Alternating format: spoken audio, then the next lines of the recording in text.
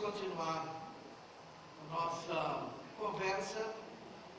Hoje quero mudar um pouco o tema, mas fazendo uma relação com o que abordamos no dia de ontem, e gostaria de falar um pouco a respeito da missão integral da igreja.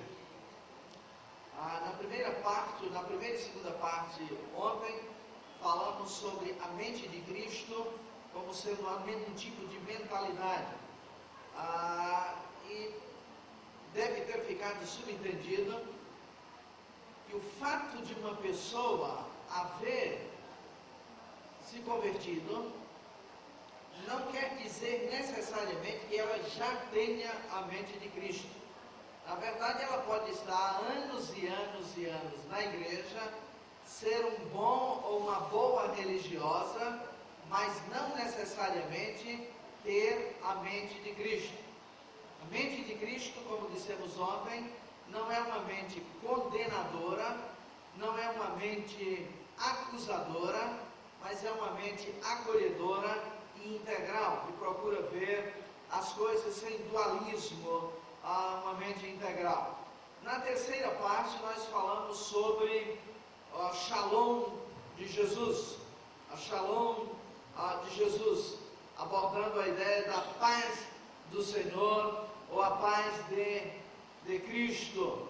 E estávamos dizendo que é muito mais do que uma saudação, é muito mais do que simplesmente dizer paz do Senhor. Há um conceito por trás, há implicações por trás.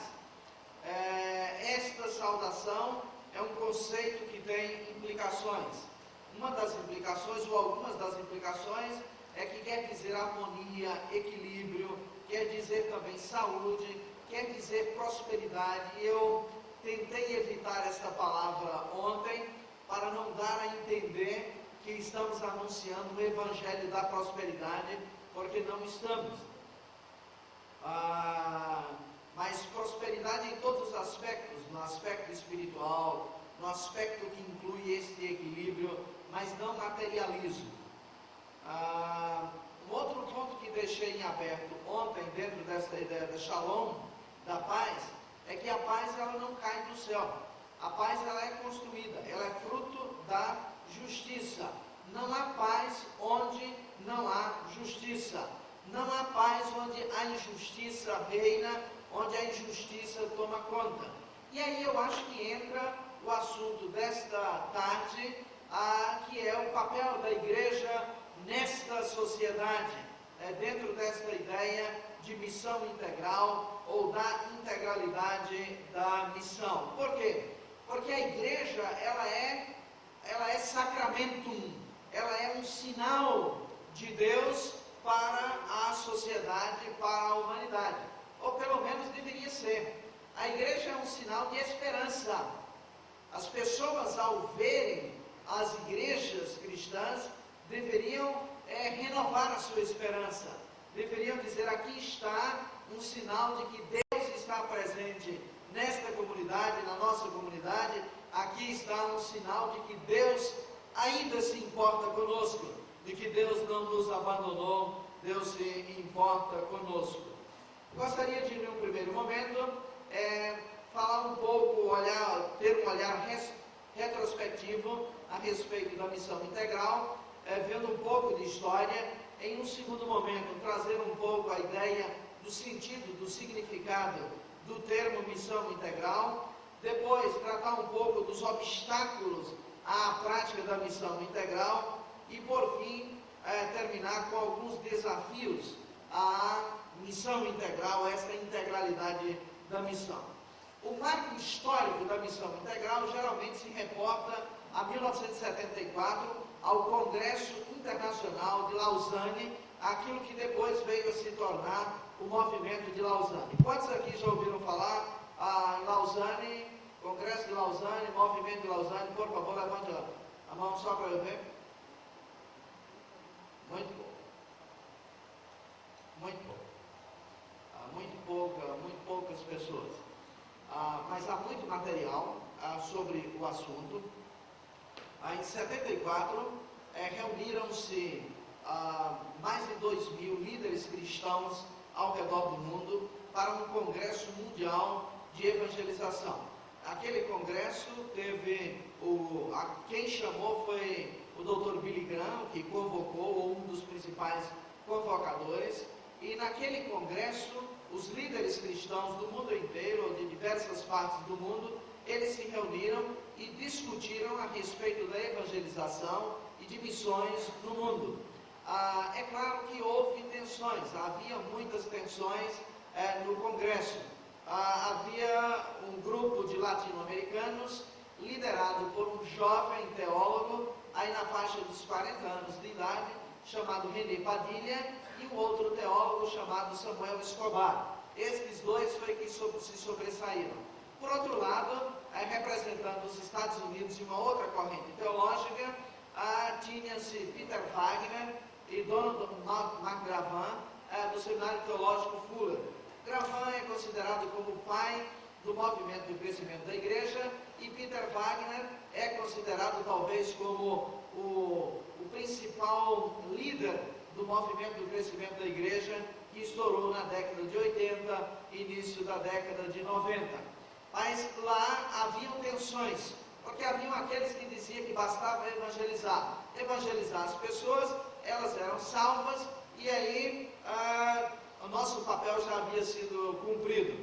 A igreja seria única e exclusivamente uma agência para mandar gente para o céu. Dava um bilhete de ida sem volta, né? Aceita Jesus, aqui está o seu bilhete, vá para o céu, não importa o que aconteça com você aqui na terra. Um grupo de latino-americanos, liderado por René Padilha, pelo Dr. René Padilha, disse: não é bem assim. A igreja tem responsabilidade social. Evangelizar é muito mais do que mandar as pessoas para o céu. É trazer esperanças, inclusive enquanto elas estão aqui na terra. E houve muitas tensões. No final, o Dr. John Stott foi o chairman, o grande líder, aquele que foi tentando costurar entre os dois grupos para fazer um pacto. Não podemos sair daqui desunidos. Então, formaram um pacto que ficou conhecido ainda hoje internacionalmente como o Pacto de Lausanne. E aí no Pacto de Lausanne procura demonstrar a necessidade de salvação em Cristo, a necessidade da evangelização, a necessidade de fazer missões e, por outro lado, a responsabilidade social da igreja e a luta por justiça social. Então formou-se o pacto dizendo: isto é o que a igreja evangélica deve fazer. E todos os líderes assinaram. Esse pacto tem rodado o mundo desde 1974. Infelizmente, no nosso país e talvez na América Latina, ele ainda é um grande desconhecido da grande maioria, inclusive das igrejas, que não tomaram muito conhecimento do conteúdo e da teologia integral que emana, que sai do pacto. O Congresso de Lausanne, em 1974, foi considerado pelo jornal The New York Times como sendo o Concílio Vaticano II dos evangélicos. O Concílio Vaticano II da Igreja Católica Romana havia, dizia ele, aquele jornalista, aberto a Igreja Católica à realidade do mundo. E o Congresso Internacional de Lausanne abrira a Igreja Evangélica, a Igreja Protestante, para relacionar-se com o mundo. Há histórias muito hilárias e interessantes. Mesmo no Brasil, na década de 80, conta-se de uma senhora, uma igreja, um pastor muito engajado, que leu o pacto, estudou o Pacto de Lausanne e tentou colocar em prática isso a partir da sua igreja local. E aí a igreja começou a ajudar as pessoas. E uma senhora disse o seguinte: é estranho, e os crentes fazem coisa boa, fazem o bem para os outros? Nunca ouvi falar. Quer dizer, havia uma estranheza, porque os crentes agora estavam fazendo o bem, enquanto não deveria ser estranhamento nenhum, porque Jesus fez o bem e conclamou os seus seguidores para fazer o bem. Entretanto, esse desconhecimento da teologia de Lausanne fez com que o que chegasse aqui tenha sido muito mais um discurso da missão integral, da teologia integral, do que a teologia integral em si. Então a igreja brasileira adotou, aceitou e adaptou o discurso e proclamou o discurso da missão integral, o discurso da teologia integral, sem entender as implicações de uma fé integral, de uma teologia integral. E aí nós temos algumas consequências. Uma delas é que a igreja começou a evangelizar sem levar em conta, sem levar em consideração a realidade na qual está, ou na qual sempre esteve. O pastor Marcos Monteiro, que é um pastor batista, entendo que agora é professor no seminário batista do Nordeste, de Feira de Santana, e também professor em uma das universidades na área de filosofia aqui em Salvador. Ele tem uma frase interessante em um dos seus livros, que ele diz: quem ama o lugar onde está, tenta trabalhar para transformar esse lugar.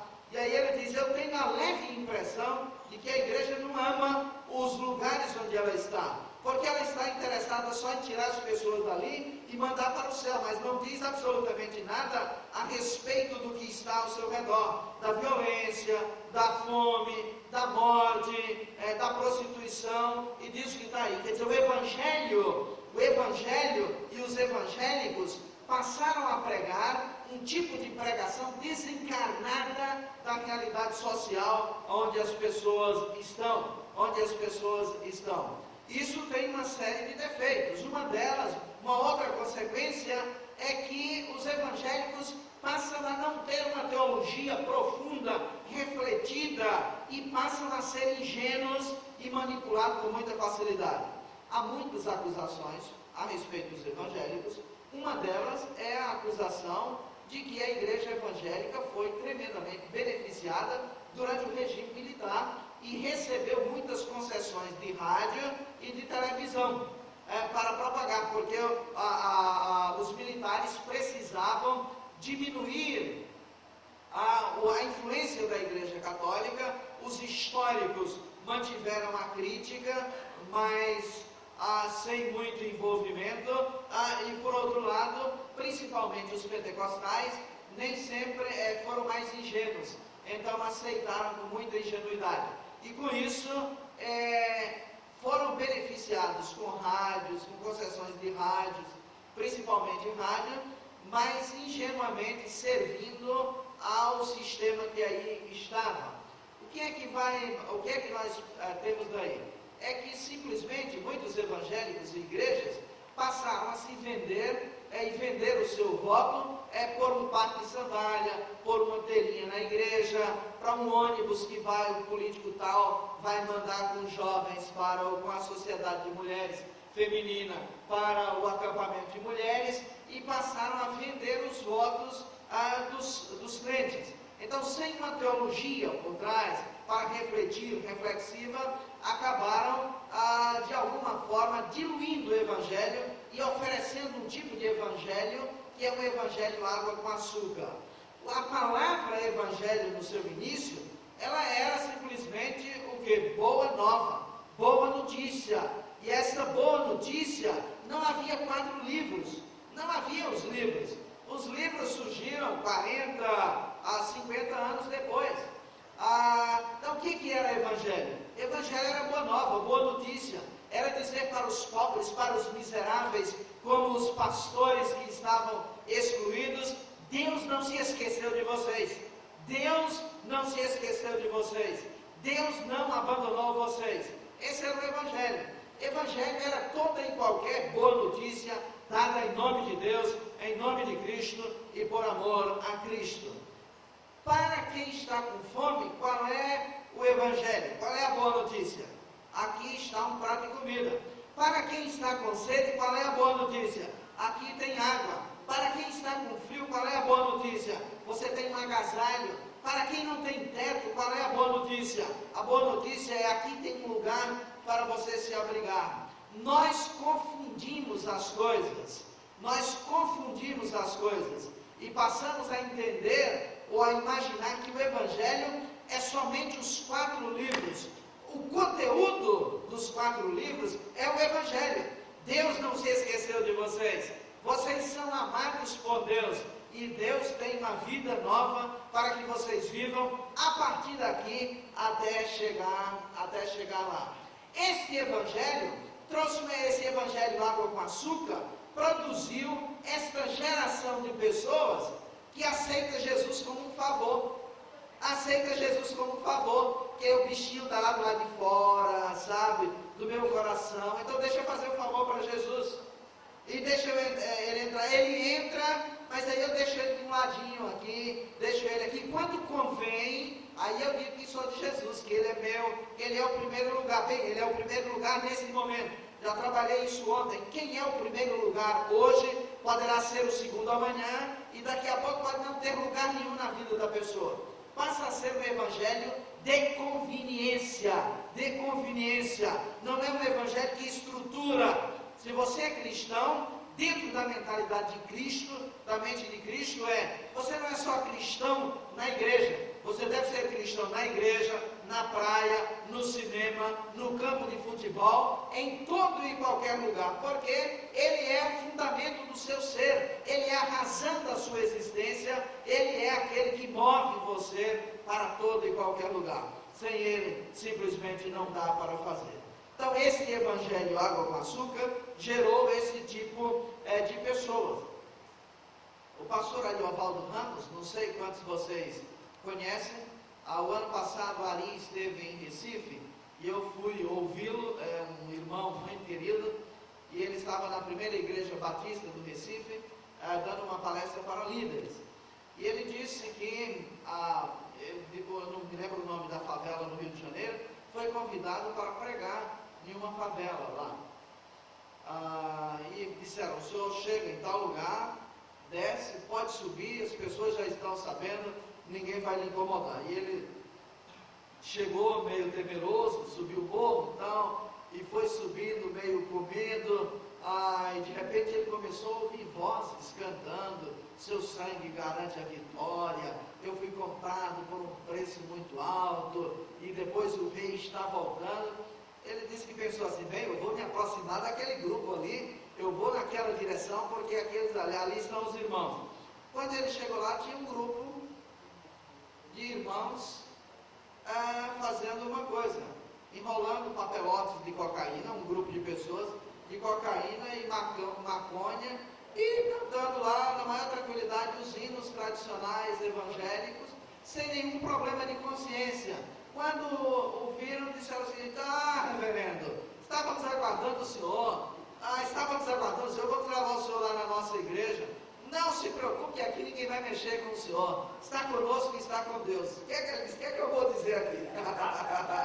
O que é que eu vou dizer? Então, esse evangelho que é água com açúcar, que dilui, que faz as pessoas aceitar esse Jesus cristinho e que põe ele em primeiro lugar quando convém, mas em segundo, em terceiro ou em quarto quando não convém, esse não é o evangelho de Jesus e não é o evangelho integral. E foi a partir de 74, nesse marco histórico, que Padilha, doutor Escobar e tantos outros tentaram chamar a atenção da igreja, chamaram a atenção da igreja mundial, de que o evangelho tem de ser integral.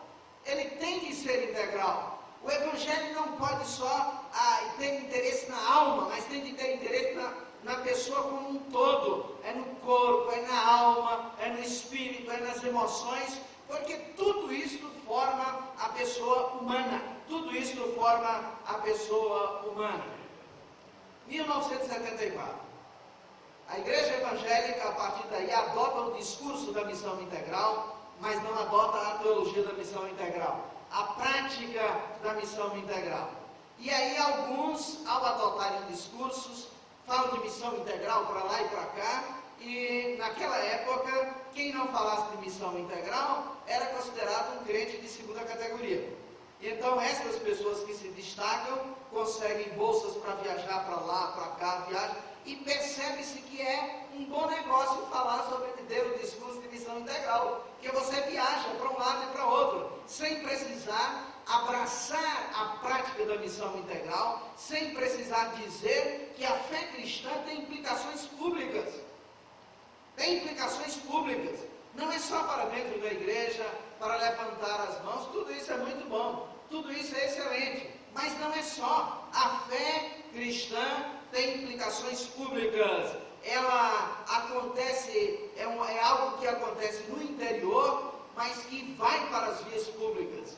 Para ir para as vias públicas, significa que a igreja tem que estar ciente da sua ética, da ética cristã, dos seus valores.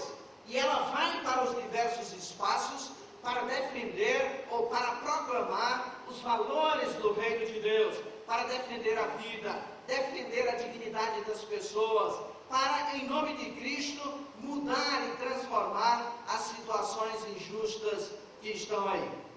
Na década de 80, 90, houve uma degeneração.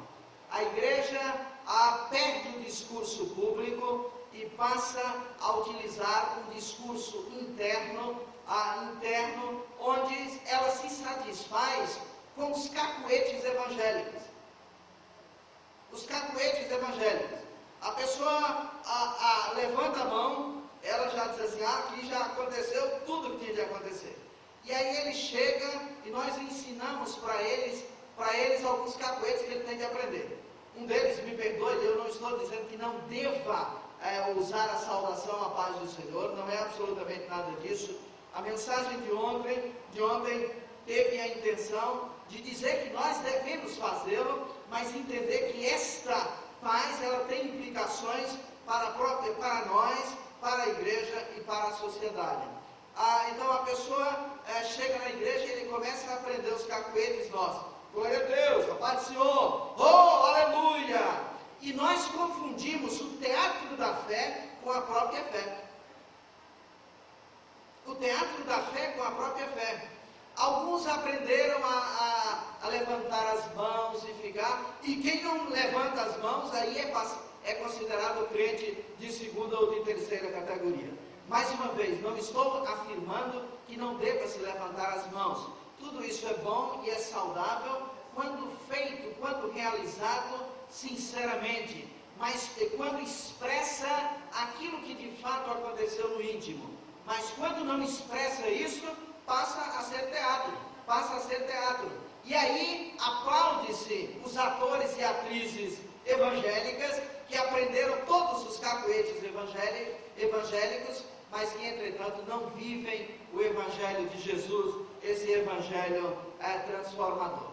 Então, a missão integral. Agora, o que é missão integral?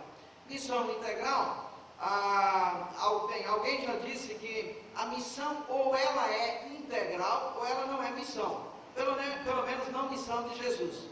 Toda missão cristã deveria, e feita em nome de Cristo, deveria ser integral. Se ela não é integral, ela não deveria ser considerada missão cristã.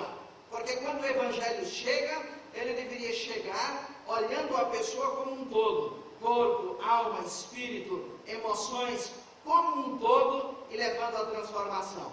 Quando nós não fazemos isso, você tem gente na igreja com 10 anos, com 15 anos, que não amadurece, que não cresce. Acha que a vida cristã é só aquele teatrinho da fé. Acha que a vida cristã tem de ter, a cada dia, a cada semana, tem de se ter um marketing novo, alguma coisa nova. Como o Carlos ontem falou, como o professor Carlos falou ontem, aí a pessoa começa a perceber que é Jesus de manhã, Jesus à tarde e Jesus à noite. Aí diz assim, já estou enjoado de Jesus. Eu preciso pelo menos agarrar um anjo, porque aí esse anjo tem asa, vai me abanar um pouquinho nesse calor, isso vai fazer toda a diferença. Então agarra um anjo hoje, agarra um outro anjo amanhã, e depois, quando dá, se agarra com Jesus, porque aí já variou, tem de haver uma variação. Então o que é missão integral? Primeiro, talvez fosse interessante dizer que missão integral não é um programa para fazer a igreja crescer. Só vou fazer missão integral, que é para a igreja crescer. Não, missão integral não é para fazer a igreja crescer. Tampouco é para fazer a igreja diminuir. Missão integral é para levar a igreja a ser relevante na sociedade. Missão integral é um estilo de vida. É um estilo de vida que leva a pessoa a viver o cristianismo e com uma mentalidade de Cristo todos os dias da semana e não só os domingos quando chegam à igreja. Por que nós temos lugares onde não aceitam, se a pessoa disser que é crente, não se aceita cheque? Por quê? Eu poderia lhe dizer vários lugares onde diz isso. Antes, há 40 anos atrás, a pessoa dizia, eu sou crente. E aí a pessoa diz, aqui estou diante de alguém honesto, estou diante de alguém confiável. Hoje a pessoa diz assim, eu sou evangélico. A pessoa diz assim, Deus me livre, Nossa Senhora me defenda, mais um, credo em cruz, vai, afasta de mim, capeta, né? É por isso também, por causa desse evangelho, água com açúcar que não tem o estilo de vida. Então a missão integral é um estilo de vida, é uma maneira de ser, não é um teatro, é uma maneira de ser, é um modo de pensar e é um modo de agir. Então, uma maneira de ser, de pensar e de agir. A minha ação tem de ser em consequência daquilo que eu penso e daquilo que eu sou. Quer dizer, o que faço é consequência do que sou e do que penso. Então, a missão integral é um estilo de vida, é uma maneira de ser, é uma maneira de pensar, é uma maneira de agir. É uma forma de recuperar o sentido do Evangelho, do que significa ser Evangelho. Boa notícia, boa notícia. E nós deliramos às vezes. Eu já ouvi crente dizendo o seguinte, não me envolvo com esse negócio de lutar pela paz. Não me envolvo, porque a Bíblia diz o seguinte, 1000 cairão à tua esquerda, 10.000 à tua direita, e tu não serás atingido. Isso é reza. Isso é reza de Frei Damião, Padre Cícero ou qualquer outro que você queira. É assim que acontece? 1000 cairão à tua esquerda e 10.000 à tua direita, e tu não serás atingido? O que dizer dos cristãos que têm sido atingidos por balas perdidas? O que dizer de cristãos desempregados nesse país afora? O que dizer de cristãos que passam necessidades? Então, tem determinadas estruturas que precisam ser mudadas. A missão integral é também uma forma de recuperar o modelo do ministério de Jesus. O modelo do ministério de Jesus. Esse ministério integral, que anda, que acolhe, mas que aceita. Jesus, uma vez, encontrou uma mulher que não era da sua religião e disse o seguinte, olha, eu nunca vi alguém com tamanha fé, nem entre meu povo, nem na minha religião. Aqui estou diante de uma mulher. Jesus não tinha nenhum preconceito, elogia alguém que não é da fé dele, de alguém que não era da sua própria religião.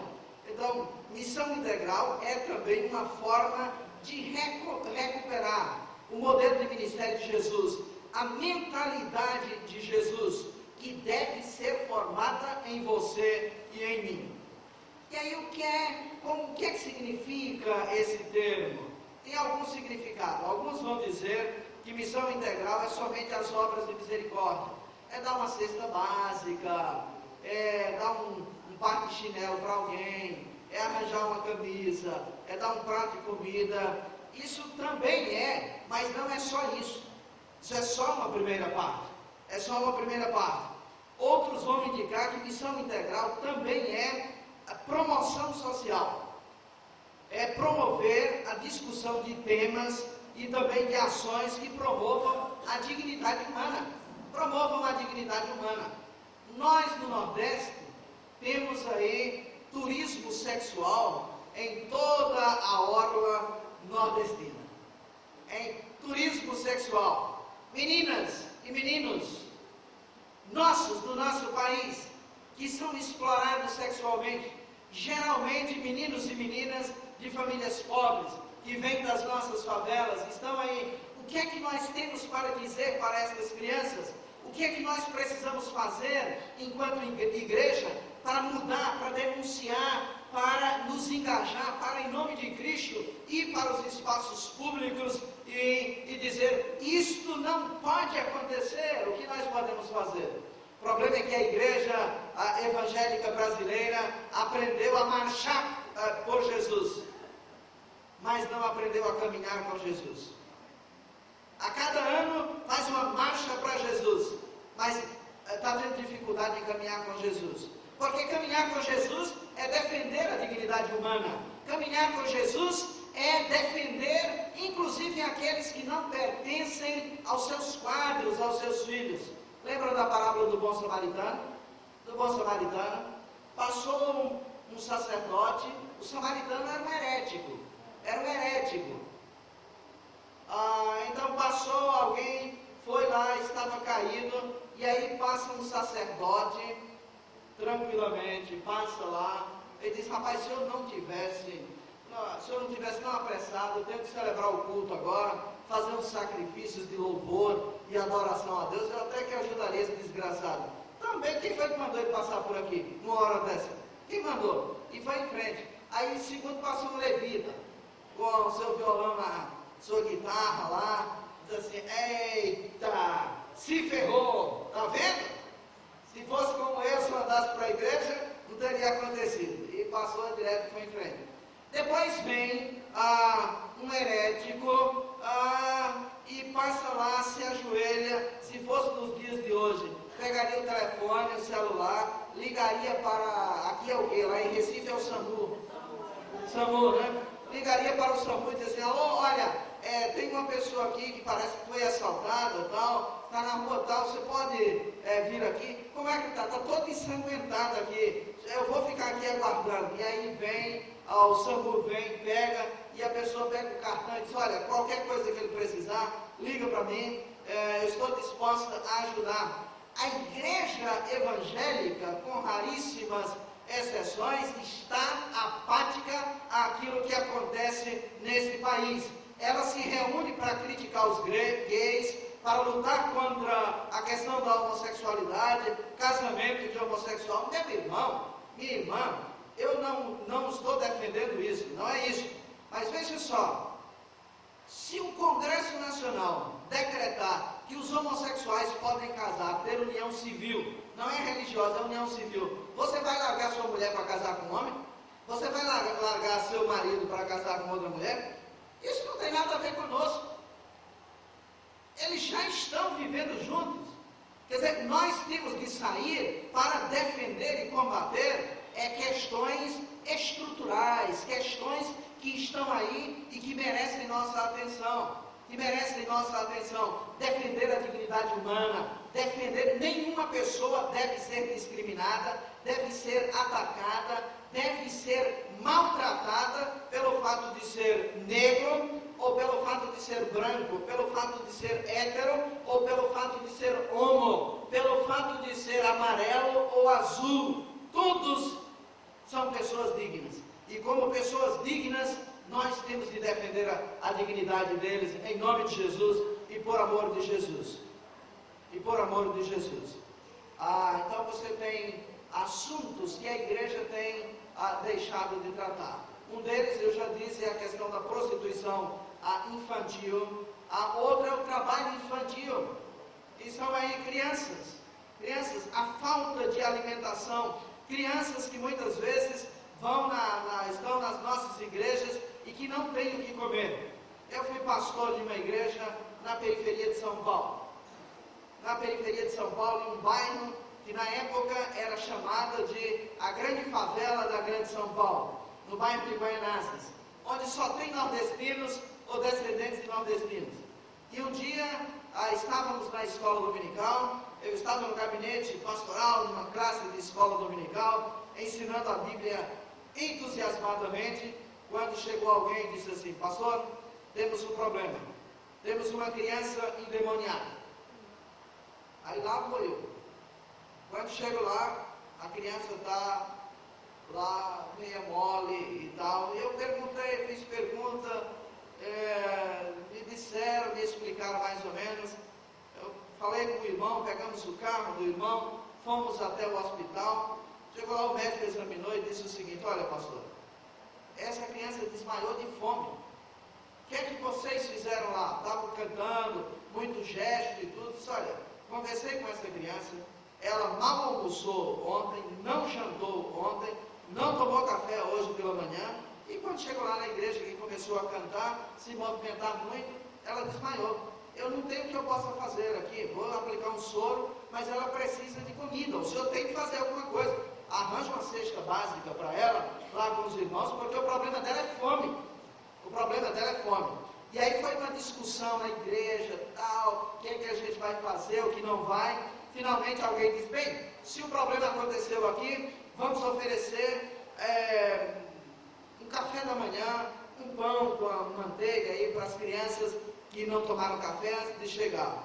Aí alguém disse, não, mas aí nós vamos fazer crentinhos de pão, que é isso? Não vamos dar comida não. Isso não é problema da igreja não, vai lá. Sei que depois de muita discussão, de muitas reuniões, de diretoria e não sei o que, aí finalmente decidimos fazer e correr esse risco.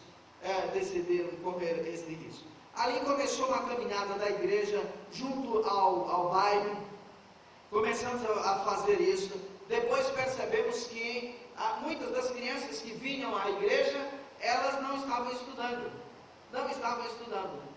E aí, como é que nós vamos fazer? O que é que a gente vai fazer enquanto igreja? Isso não é problema nosso. O importante é que ela aceitou Jesus e está indo para o céu.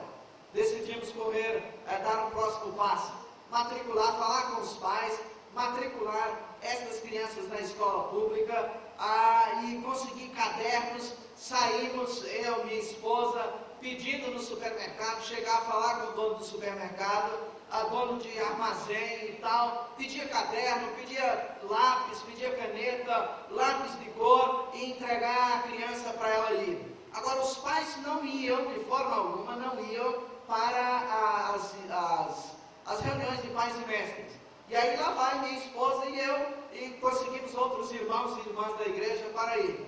Olha, deixe-me só dizer, é interessante como aquilo mudou a nossa vida, como aquilo mudou a vida da igreja, a nossa percepção, e depois mudou também a vida daquelas crianças, porque perceberam que a igreja estava interessada nelas como um todo, na transformação de vida de cada uma delas.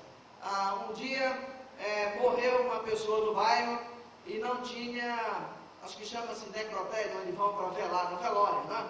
Velar, não tinha velório na cidade, lá no bairro, não tinha velório, não tinha onde fazer. E aí vieram com todo cheio de dedos para mim, será que vai ser ou não? Seria possível velar a noite inteira aqui esse corpo na igreja? Pode vir. E então abrimos as portas da igreja e a igreja começou a receber os mortos da comunidade. Morria, já sabia que vinha para cá. Diz assim, bom, mas e se morrer, e se for domingo de manhã, o que é que a gente vai? Vai fazer culto? Nós fazemos cultos com mortos vivos aqui dentro, por que não vamos fazer com outros também? Vamos fazer. Então começou a haver, e aí o meu ministério começou a ser ampliado, porque passei a ser reconhecido, não só como pastor daquela igreja, mas como pastor do bairro.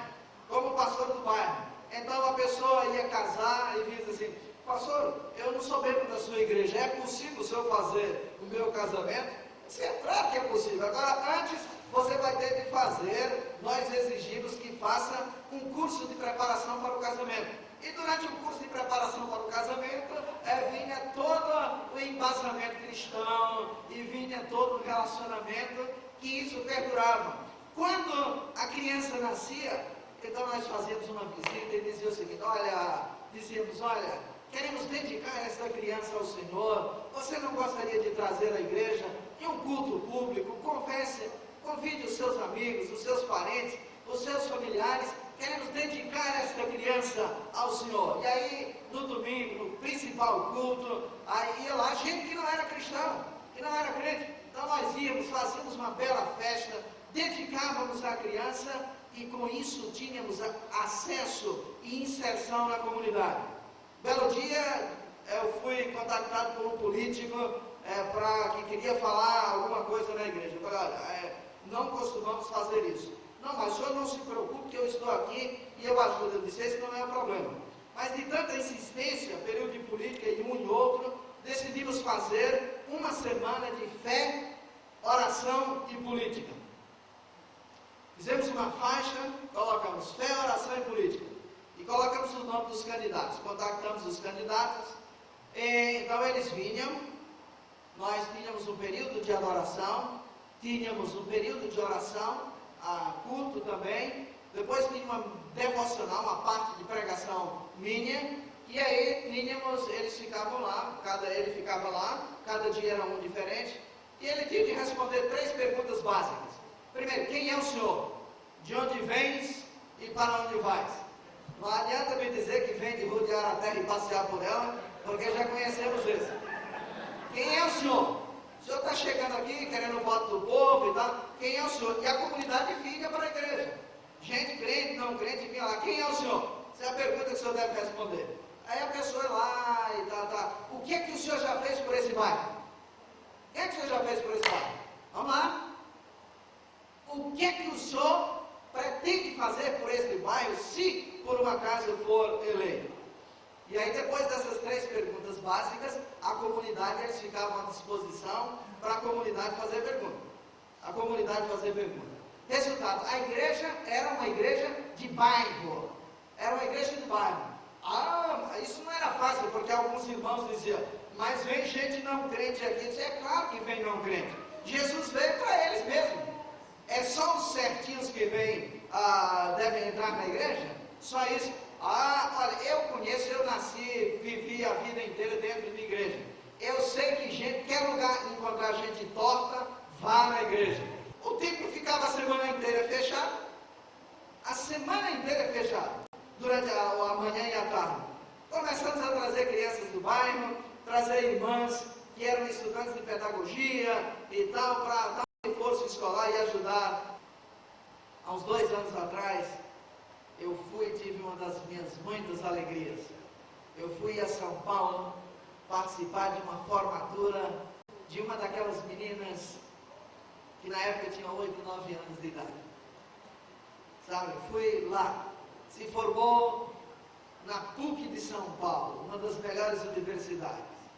E aquela menina, deixe-me dizer, o pai tinha morrido de alcoolismo, a mãe se prostituía para poder conseguir recursos para sustentar as filhas, um irmão estava preso, envolvido com drogas, e esta menina foi acolhida ali na igreja e foi ficando, continua lá até hoje.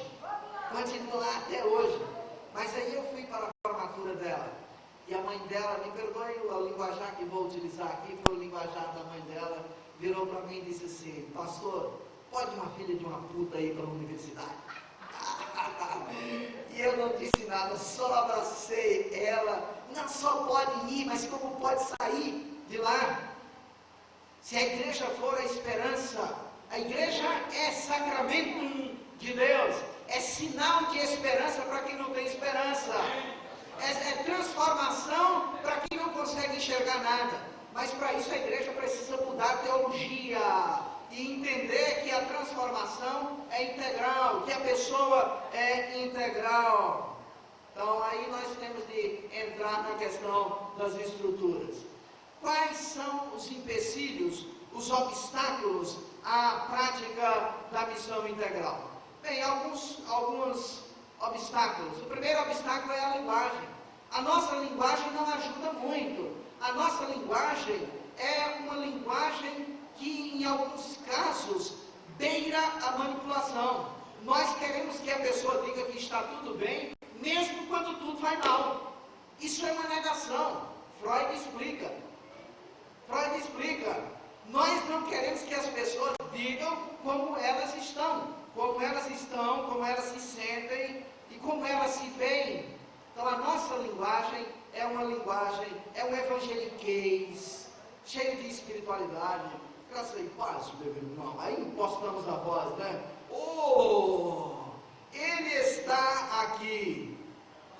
E está mesmo, não tenho dúvida disso.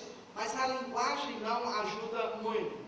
A outra coisa que não ajuda muito a gente se envolver em questões estruturais e ter uma influência pública em nome de Cristo são os nossos cânticos.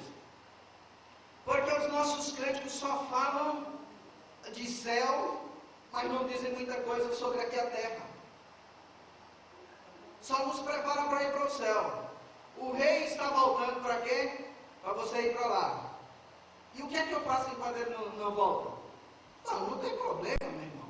Tem sim, tem implicações. A fé tem implicações públicas. A fé cristã tem implicações públicas. Uma outra é a nossa ênfase soteriológica, a nossa ênfase de salvação. É que somos mais discípulos de Platão, ou somos mais neoplatônicos do que cristãos.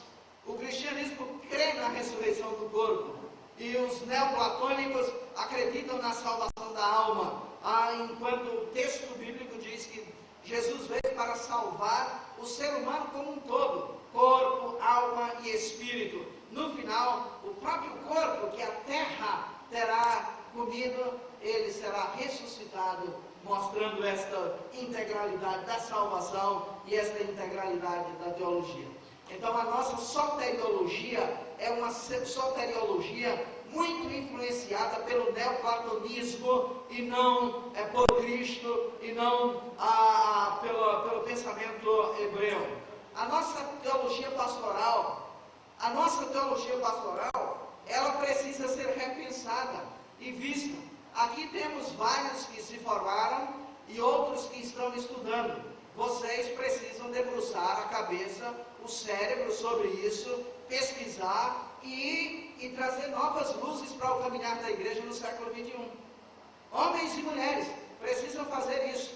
A teologia pastoral que nós temos, com raríssimas exceções, é uma teologia pastoral que leva a preocupar-se com a alma, com a salvação para o céu, mas não com a salvação a partir da terra, que é muito bem trabalhada pelo apóstolo João no seu evangelho. Quer dizer, a salvação, ela é a partir da terra, ela começa aqui e ela tem implicações para o agora e terminando na salvação eterna que é no céu. Então a nossa teologia pastoral precisa ser revista, e são vocês que estão aqui que precisam rever isso aí.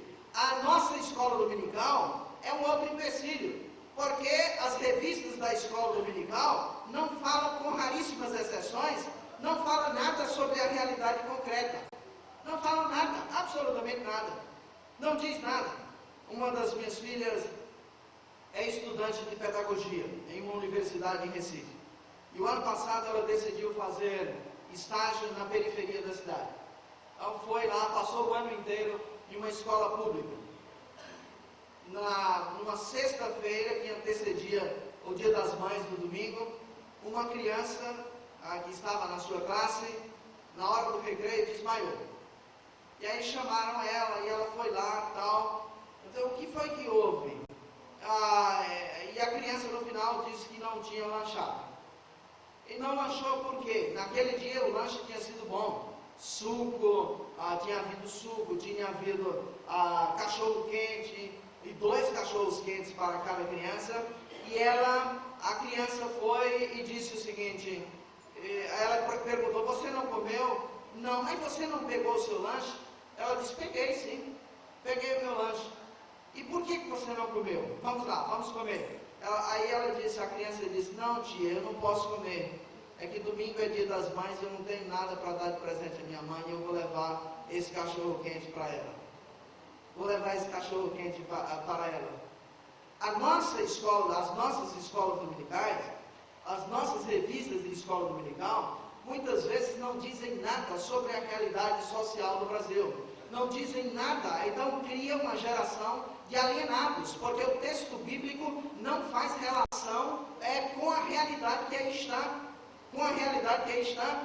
O texto tem de iluminar o nosso viver diário nessa realidade que aí está. Nós, como cristãos, precisamos, em nome de Cristo, nos envolver em questões públicas para tentar transformar isso que está aí. Então, a escola dominical, outro empecilho, é uma compreensão inadequada do que é ser bíblico. Quantas pessoas nós temos que entendem que ser bíblico é citar muitos versículos da Bíblia? Às vezes, quando você cita muitos versículos da Bíblia, você não está sendo bíblico, você está sendo chato.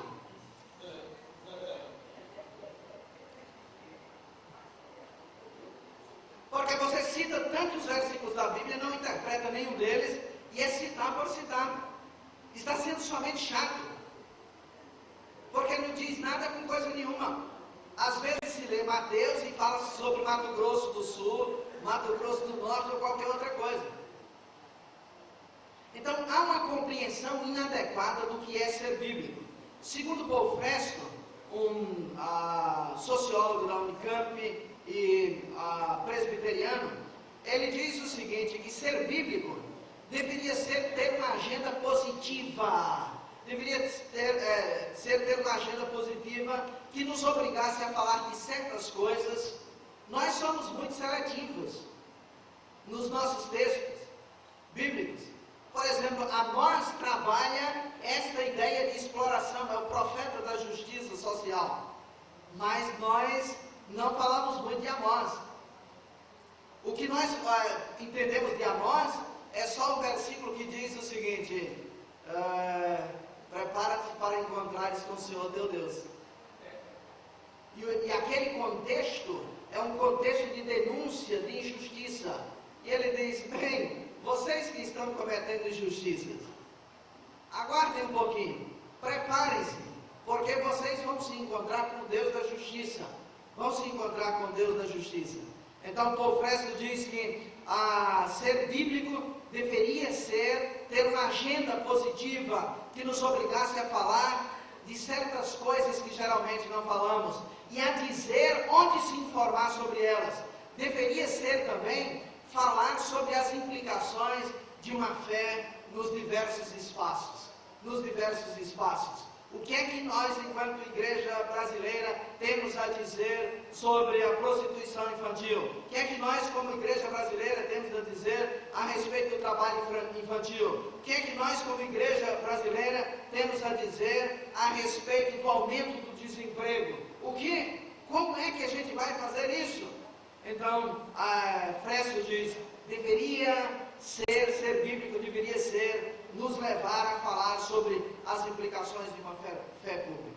E vou terminar trazendo alguns desafios para nós aqui nesta tarde, para aqueles que nos ouvirão por vídeos e talvez para a igreja brasileira.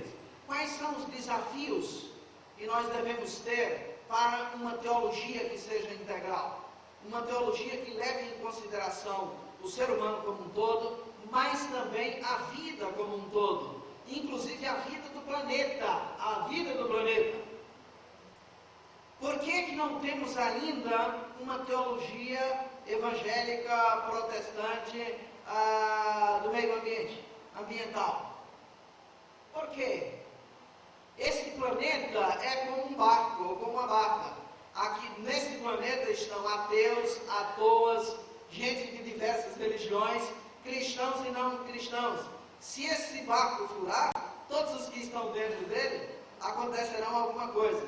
Então você e eu somos chamados, a partir de um viés bíblico, e a Bíblia nos dá suporte para isso, a partir de um viés bíblico, da Bíblia, de trabalhar em favor das novas gerações.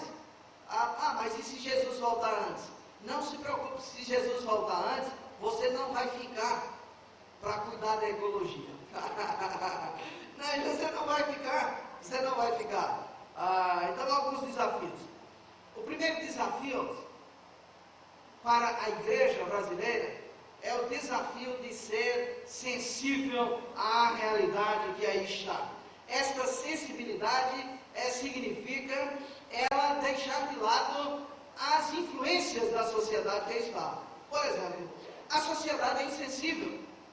A sociedade vê meninos na rua e já se acostuma com o menino limpando o vidro, com meninas bonitas de 15, 16 anos no lugar de um jumento carregando nas carroças, aquelas carroças pesadas, enormes, com papelão, com tantas coisas. A sociedade parte do pressuposto que está bem, e se forem os mais ricos, tem seus seguranças, tem seus papamóveis, tem todas as suas proteções. Mas a igreja é chamada para ser sacramento de Deus, sinal de esperança para a sociedade. O segundo desafio é de importar-se. Importar-se com os marginalizados, importar-se com os miseráveis, importar-se com os pobres. Por que eu devo fazer isso? Porque Deus se importa com aqueles que sofrem injustiças. Leia Êxodo capítulo 3. Deus chama Moisés, ouve o clamor do povo que está oprimido. Está oprimido. Deus escuta, chama alguém para libertar o povo. Mas a minha vocação, a minha missão é pregar o Evangelho. Pois é, pregar o Evangelho é também libertar os oprimidos que aí estão. Neemias, qual foi a vocação de Neemias? Qual foi a vocação de Neemias? Reconstruir a cidade por causa da sua fé. A igreja é também chamada a trabalhar para a reconstrução, para a melhoria do seu bairro, da sua cidade, a contribuir para o bem-estar da sua cidade, do seu bairro e do seu país. Então a igreja é chamada a importar-se. Um teólogo que morreu jovem, Dietrich Bonhoeffer, teólogo luterano, foi assassinado alguns dias antes de terminar a Segunda Guerra Mundial. Dietrich Bonhoeffer disse o seguinte: a igreja só é igreja de Jesus quando ela está aí para os outros. Vou repetir. A igreja só é igreja de Jesus quando ela está aí para os outros. Quando ela não se importa, não está nem aí para os outros, ela pode ser uma agência que está tentando mandar gente para o céu ou qualquer outra coisa, mas ela não está sendo sinal de Deus, sinal de esperança para o povo, para a humanidade, para a sociedade. Lembram-se de Martin Luther King Jr., nos Estados Unidos na década de 60?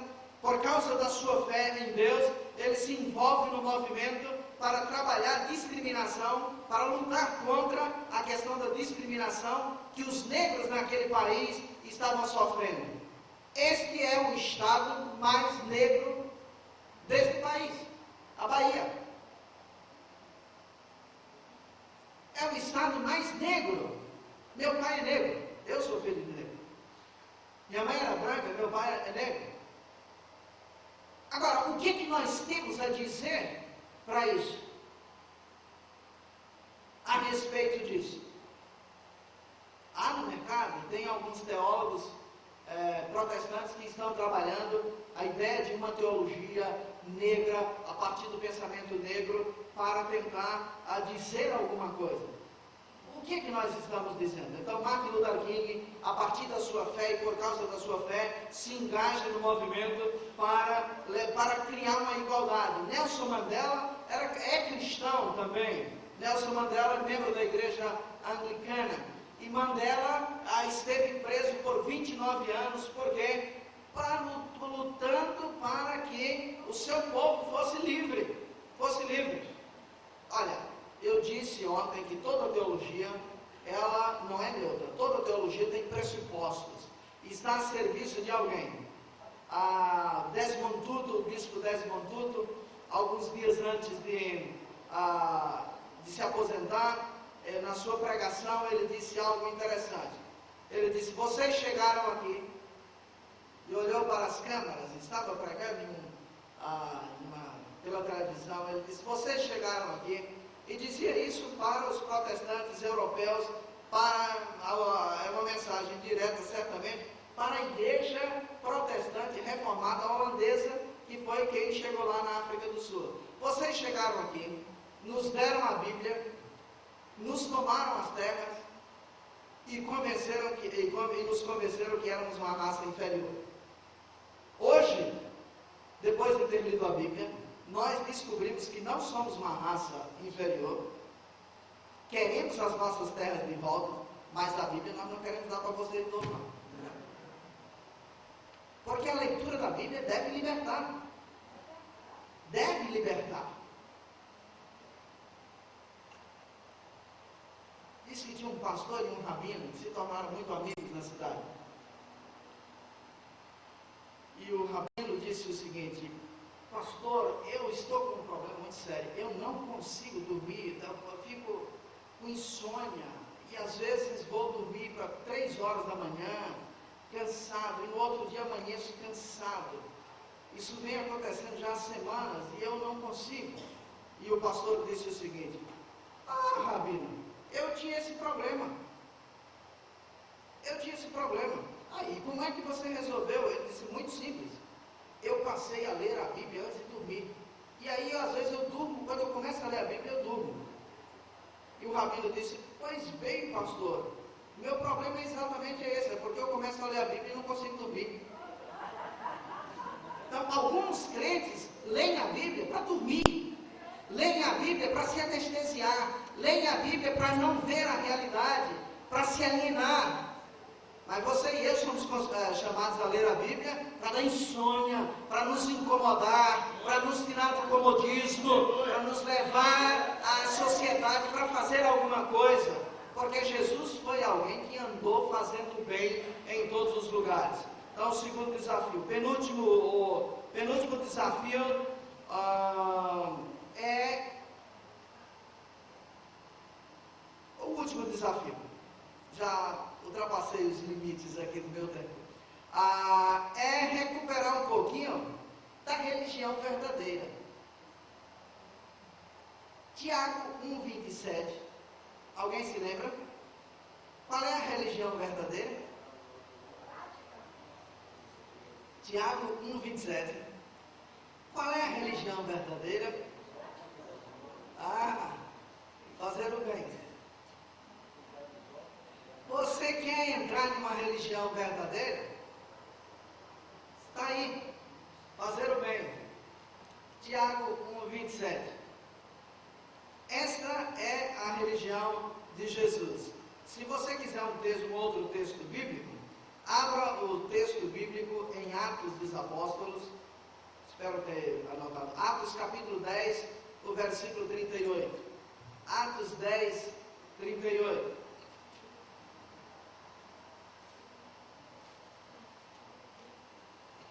Como Deus ungiu a Jesus de Nazaré com o Espírito Santo e com poder, o qual andou por toda parte fazendo bem e curando a todos os oprimidos do diabo, porque Deus era com ele. Porque Deus ungiu e ele andou por toda a terra fazendo o bem.